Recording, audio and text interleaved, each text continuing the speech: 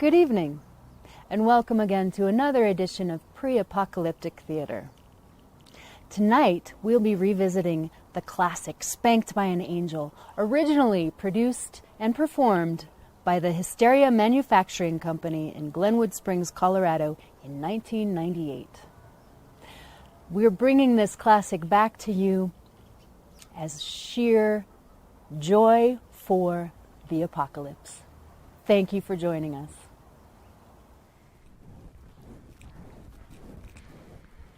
Hey, how you doing? Thank you so much for coming all the way out here. I know it's a big hassle with the... Joey? Not now. Mommy's gotta do an interview about that lady she saw, huh? Cool it. So, can I get you a cup of coffee or something? Joey! I swear to God, if you don't settle down, I'm gonna break your legs. Get out of here, all right? Thank you. Sorry about that. I don't like to give him the Ritalin when he's not in preschool, you know, because I don't want him to get hooked on it or nothing. All right, so yeah, I saw her. Oh, my name is Teresa DeFrancisco. And I saw her when I was at work. You know, I work over at the Galaxy Diner over on 45th and 9th. And, you know, we got regulars coming in there for years, right?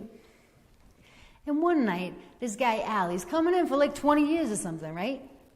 One night, out of the blue, Al grabs my ass. And I'm like, oh, I'm sorry. Can I say ass for this? Okay, thank you. So he grabs my ass, and I get real pissed off, because, I mean, it's my ass, right? And then he gets pissed off with me, because, I don't know, he's a pissed off guy or whatever. And then my manager gets pissed off with me, because the customer's always right. I'm like, fine, whatever. I'm going to go to the walk-in cooler and get some butter. So I go back to the cooler. And there's like this weird red light coming from out of the fridge, right? I go in there, and there's this woman standing there. And she hands me this. I mean, that's weird, right? I don't know. I hope it helps you peace.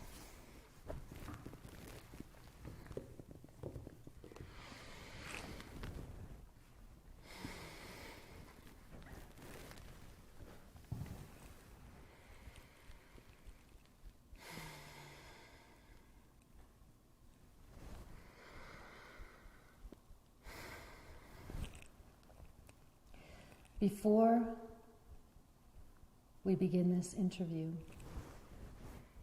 I'd like to say thank you for writing this article.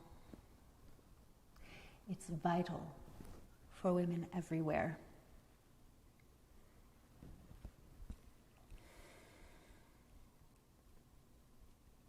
My name is Robin.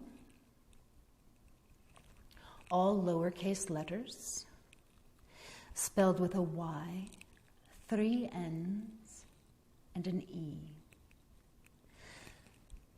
There's also an H, but it's silent, so you may place it anywhere.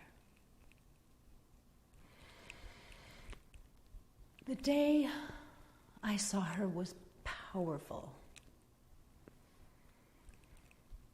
I had just completed a session with my current past life regression facilitator. Truly brilliant. She is the most powerful of all of my former past life regression facilitators. Her name,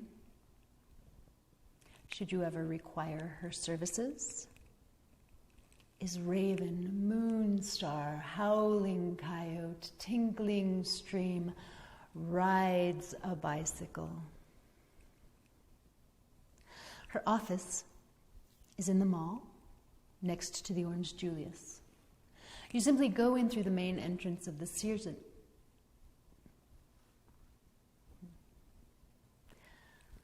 Follow your intuition. You will find her. Well, as I was saying, that day was particularly powerful. Raven had just discovered that I was indeed burned at the stake in medieval Europe. We got to the point where they were crumpling paper around the pyre, and it was too much for me. It was too powerful. So I went home, and as I was making some alterations to my altar, there was a brilliant flash of red light. And there she stood. As most of my friends have had visitations or been abducted, I was prepared for whatever was to follow. But all she did was hand me this.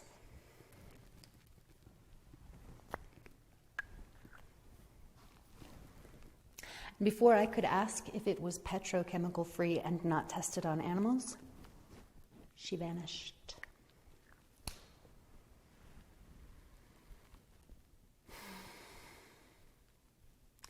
I pray this furthers our cause.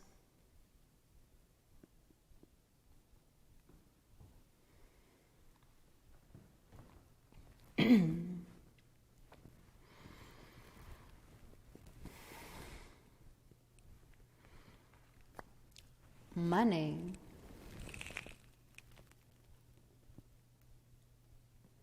is Angela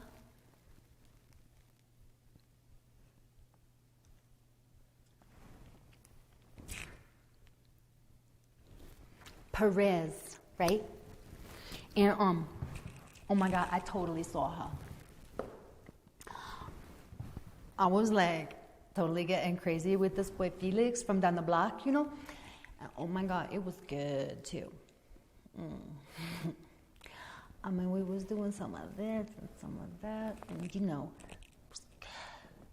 And like, right when, you know, the time was right, I went to go get a condom, and Felix starts in with this bullshit, like, oh no, baby, we don't need no bolsa, not today. And I'm like, cuidado. I am not about to get sick or pregnant, okay? And he's like, oh no, baby, you're not gonna get sick or pregnant from me. And I'm like, no, you didn't. And then we're like really going at it, you know, cause like, I'm not doing what he wants me to do, and he's being stupid. And then it's getting really rough, you know? And like all of a sudden, there's like this red light. And then there's like this woman standing there, you know? And I'm like, who the fuck are you? Because I'm not into that, and I don't even know her. But then like, all of a sudden, like I knew that she was there to help me. And I was like, oh my God, that is so sweet. But with him, oh my God, he's just stupid. I can't handle him. But I do like them boots. Can I try them? Thank you.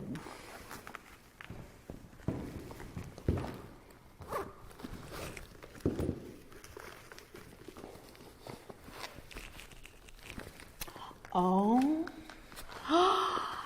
And they fit too. It's like they was made for me.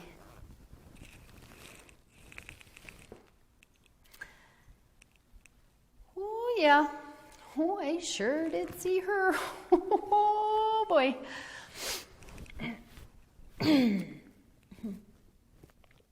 My name is Timmy Lynn Lindstrom, and I live at 224 Happy Indian Way in Bemidji, Minnesota. And the day I saw her was the day that Ron got back from Reno. You know, He'd been gone a while. He was there for a small business owners convention, because he and his partner Don, they've got Ron and Don's Appliance Bonanza, serving the Tri-County area since 1998. Well, it was a big honor for them to be there at that convention in Reno, because they'd been asked to speak and everything like that, And he'd call every couple of days and he'd say, hon, I'm real sorry, but the convention owners have extended the convention for a couple of days and they need me to stick around and talk some more.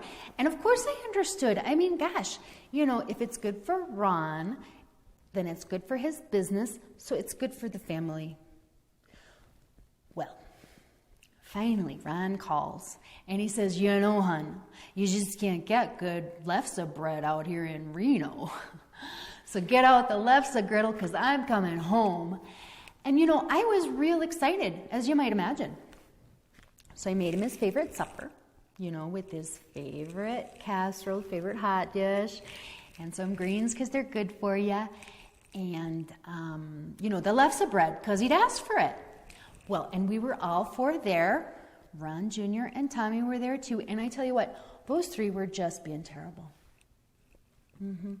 Ron Jr. starts telling locker room stories at the supper table. And Tommy starts belching. And I raised those two boys better than that, I'll tell you what. They know that that's not appropriate behavior. Well, but Ron was being no better than they were, He's going on about all these liquors he's seeing all over Reno, and saying some real mean stuff too. Stuff like, oh, hon, you just don't see lookers like that when you're out fishing with the boys up at Lake Mille Lacs, do ya? Well, finally, I just had it, So I excused myself from the supper table and, well, I'm sorry. Do you mind if I walk around a little bit? Because I still get a little nervous telling the story, okay? Okay, thanks.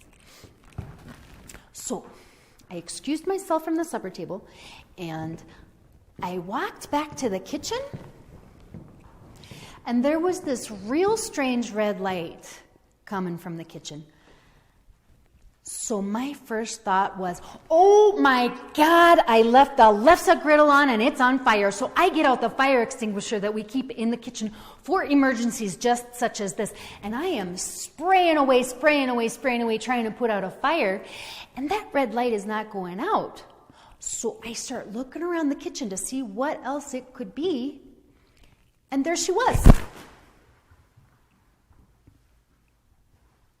And I don't know what it was, but all of a sudden, I started feeling real brave. And a little sexy too, but don't print that, okay? So, I just marched right back out there to the dining room table, and I says to Ron, Ron Lindstrom, if you think one of them lookers out there in Reno is going to give you a good home like this and a nice hot dish like that, you got another thing coming, mister.